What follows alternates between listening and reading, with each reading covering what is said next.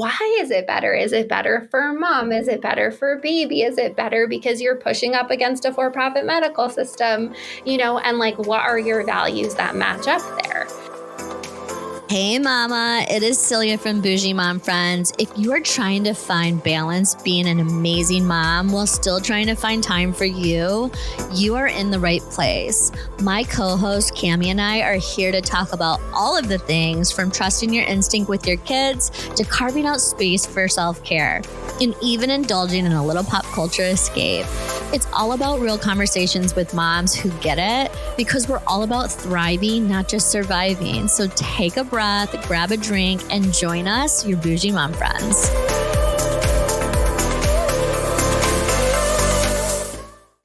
Ashley Brichter, we are so thrilled to have you. Thanks for having me. I'm really excited to be with you both. My first question off the gate. So Ashley is the founder and CEO of birthsmarter.com. And if you are like itching to get to her website while we have this conversation, it's birthsmarter.com. But right out of the gate, before you dive into who you are, what is it like to be a boss bitch? I mean, right now it feels really sweaty. I feel like, are both kids in the right places on time? And am I going to show up for the right meeting on the right day at the right time with the right equipment? I think there is something incredibly glamorous to it from the Instagram landscape, and behind the scenes, it's like low-key sweat and anxiety. So somewhere in between those two. I mean, you've been featured on Forbes, Healthline. I mean, the list goes on, Women's Health. I even snooped through your LinkedIn, and you've done a lot of really awesome programs with like Goldman Sachs and Tory Burch. It's pretty freaking cool. It is. This year in particular, I mean, we got our Healthline Best of Parenting Award in 2021, and that was a real win, having made it through COVID when like a lot of, my colleagues and friends' businesses had just shut down, especially mom-run businesses, right? Where we had kids at home and so couldn't sustain it. So getting that recognition sort of in that transition of coming out of COVID was awesome. And then there was a little bit of like status quo and what is this business actually going to turn into? And this year it was such an honor to be accepted both into the 10,000 Small Businesses Goldman Sachs program and the Tory Burch Fellowship for Female Entrepreneurs. And I feel like it just catapulted me forward as an entrepreneur, totally separate from Birth Smarter, honestly. And it is like, when I think about the postpartum journey and the loss of self, where you just are like, you're touched out, you're thought out, you're decisioned out, everything is for this tiny human. It's been so nice to carve out basically an entire year where I was like, I'm going to do all this stuff that I really want. I'm going to think about and prioritize my career a little bit. And I'm so grateful to have a partner and a family and an extended community that supported that. And I think Birth Smarter is, tremendously positioned to scale because of that support. But so it's like two-sided for me. One side of it is I want all moms, any primary caregiver, stay-at-home dads, whoever you are, to like figure out as soon as possible after your baby's joined your family how to find yourself again. And so that's one part of it. And then for me, it happened to be about really leaning into the fact that I identify as an entrepreneur and a female founder, and take advantage of all the resources out there for you, because there are a ton. Like, it's everybody's making resources because they're like, there's nobody supporting female founders. But so now we live in a plethora of support for female founders, and it is so friggin' awesome. So tell us a little bit more about Birth Smarter. I mean, right off the bat, my favorite thing is that you acknowledge that you can't predict your birth and or postpartum. And like you said, there's a ton of information out there, and sometimes it's really hard to navigate. It's like the deep sea. So can you give us a bit more about your programs? Yeah, absolutely. So I sort of entered the birth world of birth work. Those phrases are thrown around a lot. In 2011, pretty soon after I graduated from college, and it was a very sort of coincidental, this is not what I thought I was going to do with my life, but I went to school for education. I always wanted to be a teacher. I always wanted to be working with families and young kids. Through that path, I became a postpartum doula and then a lactation counselor and then a birth doula, and eventually found childbirth education, which outside of watching some movies with Lamaze classes and people like hee-hooing, like with their partners, I didn't know was a thing. Like, I don't think we think about that in our teens and our 20s. But when I realized the potential, like real power and potential that educators have when they get to work with expectant parents, I was like sold. I was like, this is the space that I want to show up in the world, because I have such a passion for thinking about curriculum development, really, and like, how do we maximize learning and real retention, right? So like childbirth ed for me wasn't about transferring sort of facts. It's like you can take a lot of classes at your local hospital or wherever where they're like, you need to know the stages of labor and then you will be this dilated. And people leave and they can check the box, right, that they took a childbirth ed class, but they're not learning how to think critically. They're not learning how to improvise in the moment. They're not learning to be flexible. And they're certainly not learning the deeper things that we all really need, which is like, how do I communicate with my partner? How do I manage my stress levels? How do I show up in a situation where there's a medical power imbalance, right? With like me as this like female in pain in front of probably like a male obstetrician. So I knew there was like a depth of what we could talk about that wasn't just about the birth, but that really carried folks into parenting. And so Birth Smarter was something I had thought about for years, probably starting in 2014 when I had my daughter. And I was like, wow, that is not how I thought it was going to go. Like, I am a doula. I am a childbirth educator. I know a lot about what the textbook says should happen. And that's not what I got. And I came out of that really feeling an enormous sense of like, did I do something wrong? Right? Like, is this my fault that I didn't get the textbook? Because I was expecting that the textbook was like normal and right, and any outliers was like the fault of the individual. And what I really came to learn between 2014 and 2017 was that the textbooks are wrong. Right. And that's so like on point with everything else that we're learning about society, is that like the world was created in a one size fits all. Here is the identity, right, of this sort of like core idea of like middle class whiteness. And if you fall outside of that, like, we don't know what to do with you. And so I just wanted to sort of like disrupt it and be like, how does birth work? What do parents need to know? Let's go down to the basics. And so we've tried a lot of things over the years, but ultimately Birth Smarter shows up as being a better than anything third trimester education program. So folks come in when they're between 28 and 36 weeks, and we really, really, really set them up to have a positive experience without any promise of an outcome. So we love teaching folks who want an unmedicated birth, but we also love teaching folks who want a medicated birth. And we also love teaching folks who have no idea what they want, but they know they want to be more confident and feel like they're active participants. And we do that. We teach prenatal education classes in person, online, live, and on demand. Love it. And having options, you talk about scaling. Depending on where you're at, you might not have a lot of options. So being able to have something virtually, I think is a huge win. We find that we've got folks from all different cities taking our virtual classes, but then we also have folks like our core demographic is in New York City. That's where we started. And now we've expanded to Salt Lake City and Phoenix. And this summer, we're expanding to a load of new cities: Denver, LA, New Jersey, Maine. Wow. Folks should really check that out because our teacher training program has been incredibly successful. But we get folks from all different cities joining us, but mostly we get folks from New York who take one class online and one class in person. right? Where they figure out where they really want to show up and leave their house, and then what class they can take from the sofa. And that's really awesome too, because we're about accessibility in every like facet of what that means. So pricing accessibility, learning style accessibility. And part of it is also like the accessibility to learn from your sofa or learn, we have a lot of partners who travel for work, right?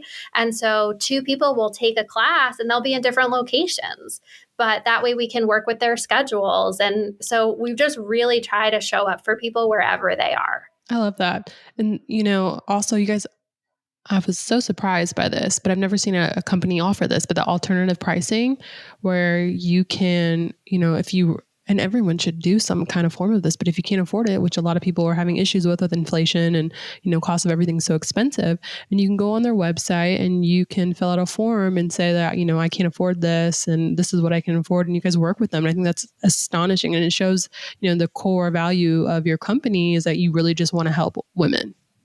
I'm so happy that you brought that up because it's usually an afterthought, like at the end of an article or at the end of a podcast. But yeah, when I had my daughter in 2014, my husband was 3 years into a grad program. And so he was on a student stipend, not even a salary. And I was, soon out of college, like, well, I'm going to become a doula and that doesn't pay anything, right? So we really struggled to afford our $350 childbirth ed class. And because it was my work, I was so committed to taking a high quality out of hospital class. And I wanted that for my husband. And so we actually wound up putting it on a registry. And so like in lieu of baby gifts, some people in our community came together and they paid for class. And it was so awesome. And, we cut back in other places. We got secondhand gear. And I do think that babies are so expensive, but people sometimes like put the money in the places where they don't need to. Yeah. Whereas like education, doula support, postpartum body work, those things are like instrumental. But there are people that don't have that community or, for whatever reason can't access it. And I wanted to be able to really show up for anyone because money should never be a reason why you don't have the education and support. And it's interesting for birth murder, and this is something that I think about in terms of expectant parents being educated consumers in general.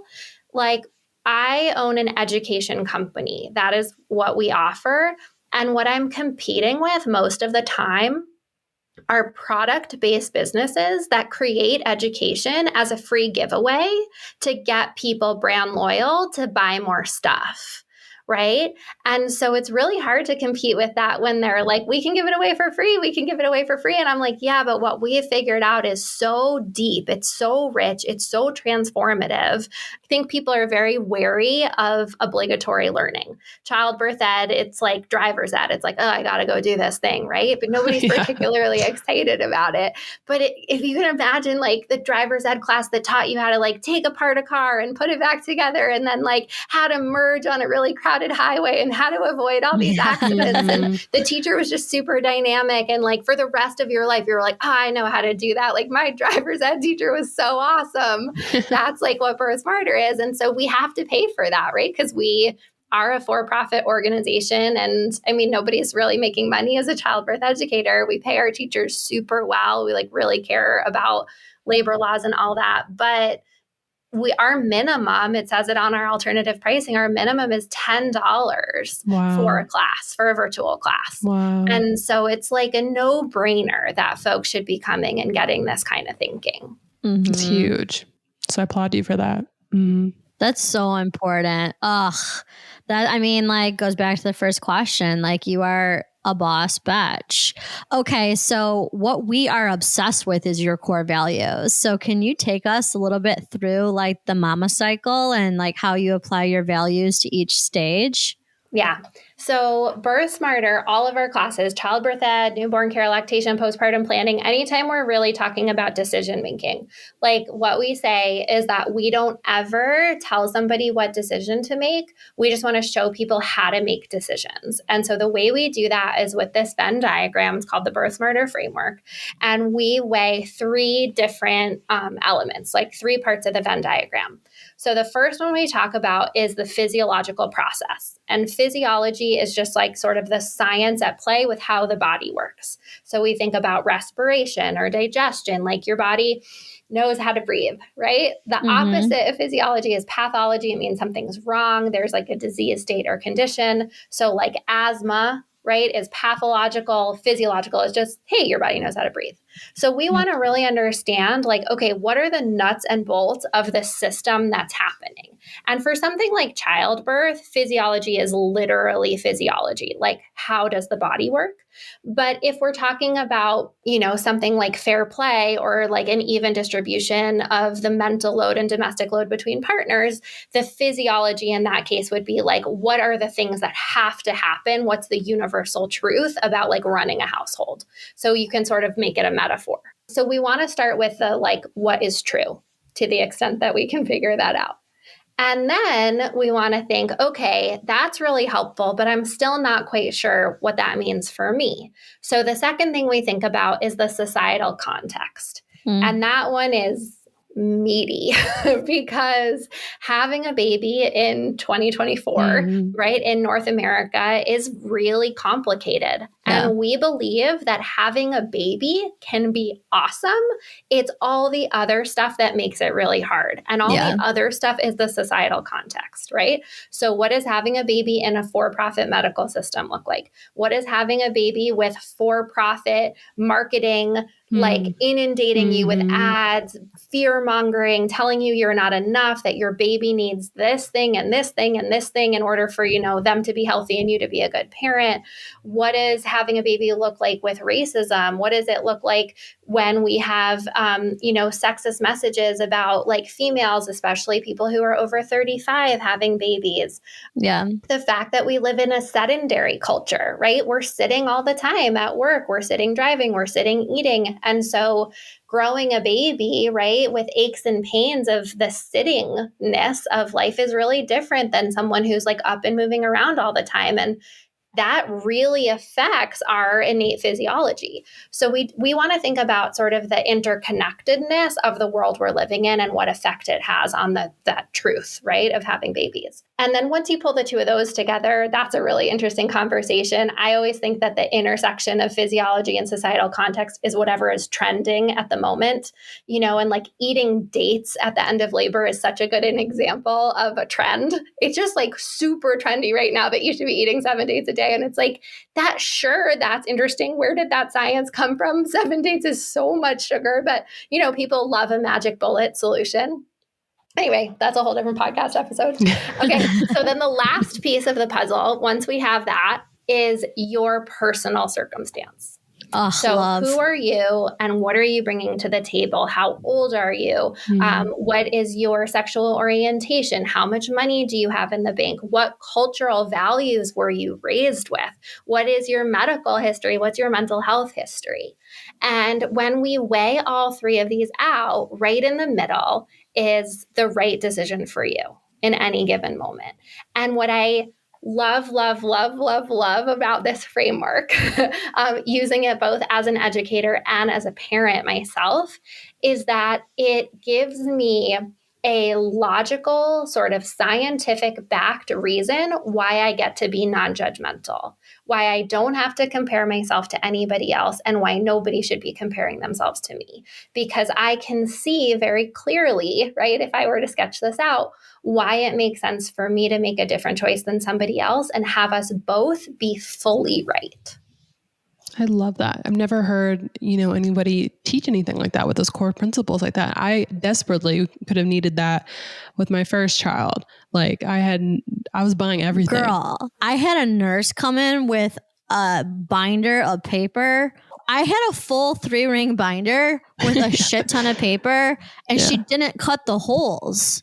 Oh my for me to put the paper in the binder. I believe it. And it was like, no, I'm not even joking. I still have it as proof. 30, 40 sheets of paper, all with like just blanket information. Yeah. And a baby doll and a swaddle. It was like 3 hours, and it was like $500. You literally, I learned more from you in like 2 minutes of you talking than like 2 8-hour courses that I took with a nurse. Yeah. And it's really interesting because we do sometimes have people who are like, oh, my doula is going to teach me in class, or, oh, I hired a labor and delivery nurse. And they really love that expertise. And I totally get it. And honestly, like, I would love with our teacher training program, like labor and delivery nurses, like come take our class and then be birth smarter educators, right? Because then you can impart this framework on folks too. But we have that all the time where, you know, we'll get people who email us and they're like, can I take the newborn care class? I just really want to learn how to swaddle, right? Or I just want my husband to learn how to swaddle, whatever. And we're always like, we have to walk this line where we're like, yes, sure, definitely. But why do you want to learn how to swaddle, right? Yeah. Like, is your baby going to want to be swaddled? Like, it's annoying for the type A, like, I want to check the list, but it's so much more important to then impart like, hey, this is why we swaddle, right? And this is like swaddling. And I know we're going to get into examples, but swaddling is a good one. Like swaddling is a sort of like time tested, let's say for the last 100+ years, tool for calming babies down and helping them to sleep. But it doesn't help all babies. And we've seen really bad outcomes with physical development when we swaddle babies too often. So we have to get to the point of like, okay, if your baby is waking up and they're not connecting their sleep cycles, and you are not available or interested in holding them, which is a biological norm, swaddling can be a really good tool to have in your toolbox, right? Also, you probably don't need to learn how to swaddle with a blanket because the Halo and the Snoo and everybody's made these Velcro swaddles that are awesome. Like, and when you're in the hospital, route, right? They'll teach you in real time and you will probably pick it up really fast. But I love that because like, this is a great example and a great simple takeaway. I learned how to swaddle. I paid so much money to do that. And Lakey Bear wanted nothing to do it. The second he was born, arms out of the swaddle. And then no one taught me what to do if your baby doesn't like to be swaddled. Like, right. so And then you think, they're hey, broken. Something's wrong with my baby. Or something's wrong with me. I'm not swaddling right. Yes. Right. And therefore something's wrong with me. Yes. Yeah. If I was a better parent, I could get my baby in the swaddle. Yes. And like, you know, hello, postpartum anxiety. Yeah. And that's just a swaddle. Like that's like a simple, non-emotional, you know, for most situation. Okay. Yeah. Times 100, you know. You are making a really great segue, I think, into our next discussion of like some of the key moments postpartum. And you summed it up beautifully, is like, it's not a one size fits all. And if you're an outlier, there's nothing wrong with you. It just isn't for you. But you need to learn of all of your options. And like, there is no other program that I've ever seen that's offering what you are. So can you like, let's just throw out like epidurals. Yeah. What I'll say to start is that I have definitely seen, my daughter is turning 10 in 3 weeks, which is so hard for me to believe because like she's a full human, but also it means I've been parenting for 10 years. And also it means like I've been in this work for more than 10 years, which is the longest I've ever had any job. And it's just like, holy cow. But even in that, like 10 years is a long time, but in terms of like education and culture, it's really pretty short. But even in that time, I feel like I have seen a progression of more and more language moving towards you do you, right? We really do want to show up in the like non-judgmental space for moms, for parents. And I think that when I gave birth, people were still really using the phrase like the mommy wars. And I think even that is like less of a term that's being used. Do you guys use that, the mommy wars? No. Yeah. So 10 years ago, that was super trendy. The mommy wars was like, you know, breastfeeding or formula, sleep training or bed sharing, like whatever. And so there's, I mean, there are still people with strong opinions. There's still camps. There's still binary, but there has been a little bit of progression. So I would say I see a lot of doulas and people in birth education or midwives, whatever, saying like, no judgment. You can get a medicated birth or an unmedicated birth or even a cesarean, like all births are natural, right? So we want to move away from that language. I do think though, for a lot of people in the space, there's an undercurrent of bias. And a lot of people who work in and around birth are very, very skeptical of something like an epidural. And there is some inherent bias that having an unmedicated birth, like an intervention-free physiological birth, is just better. Right. And I think that it's such a great example to talk about when it comes to the framework, because you just have to push back all the time and be like, well, why? Like, why is it better? Is it better for mom? Is it better for baby? Is it better because you're pushing up against a for-profit medical system? And like, what are your values that match up there? And so there have been really interesting studies done physiologically to say that epidurals, when used well, really don't increase any bad outcomes. Like there is stuff that hasn't been studied yet for sure. So there are some like, we don't quite know about this, but in general, like far and away, epidural medication in labor is really, really safe, right?